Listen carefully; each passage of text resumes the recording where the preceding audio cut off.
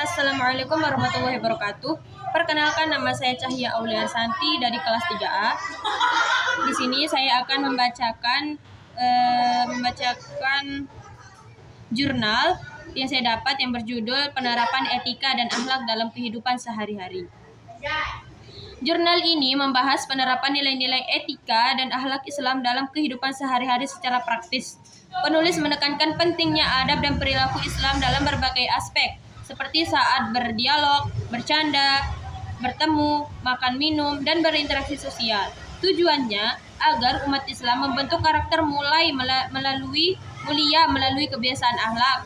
Pendekatannya bersifat normatif dan aplikatif, bersumber pada Al-Quran dan hadis. 2. Akhlak, moral, dan etika perspektif Islam. Jurnal ini menelusuri hubungan dan perbedaan antara akhlak, moral, dan etika dari sudut pandang Islam.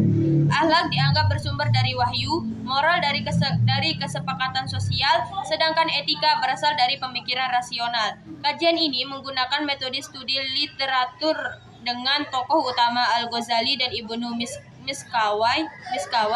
Artikel ini menyoroti peran akhlak dalam pendidikan dan era digital. 2. Etika Islam dalam kehidupan modern. Menyoroti krisis moral modern akibat kemajuan teknologi dan budaya global, serta bagaimana etika Islam dapat menjadi solusi.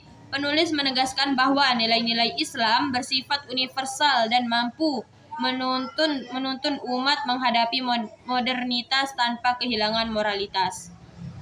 4. Etika Islam dalam perspektif akhlak. Fokus pada hubungan antara etika dan akhlak. Etika dipandang sebagai wujud nyata dari akhlak, sedangkan akhlak adalah sumber nilai yang mendasari etika. Artikel ini menjelaskan bagaimana ajaran Islam membentuk perilaku baik melalui pendidikan dan kebiasaan. 5. Etika dan moralitas dalam Islam.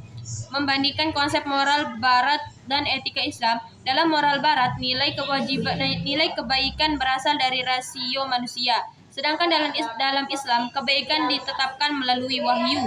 Penulis berargumen bahwa moral manusiawi bersifat relatif, sementara etika Islam bersifat absolut dan universal. 6. Pendidikan etika dalam perspektif Islam. Jurnal ini menekankan pentingnya pendidikan akhlak dalam sistem pembelajaran Islam. Ditekankan bahwa guru dan pendidik harus menjadi teladan akhlak yang baik sebagaimana Rasulullah SAW. Dikenalkan pula metode keteladanan, pembiasaan, dan nasihat pendidikan moral. 7. Akhlak dalam kehidupan sosial. Membahas peran akhlak dalam membangun hubungan sosial. Akhlak yang baik diyakini dapat menciptakan solidaritas, keadilan, dan keharmonisan di masyarakat. Artikel ini mengaitkan nilai Islam dengan kehidupan sosial modern dan pentingnya empati terhadap sesama. 8. Etika Islam terhadap lingkungan. Membahas tanggung jawab manusia terhadap alam dari perspektif akhlak dan etika Islam.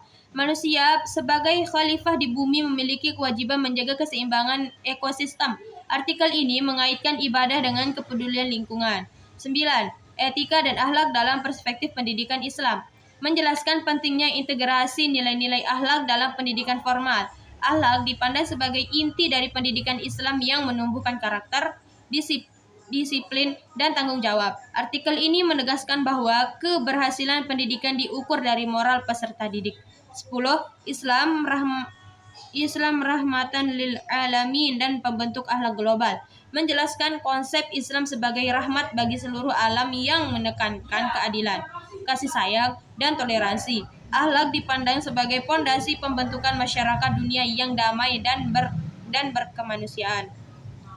Itu saja yang bisa saya sampaikan. Wassalamualaikum warahmatullahi wabarakatuh.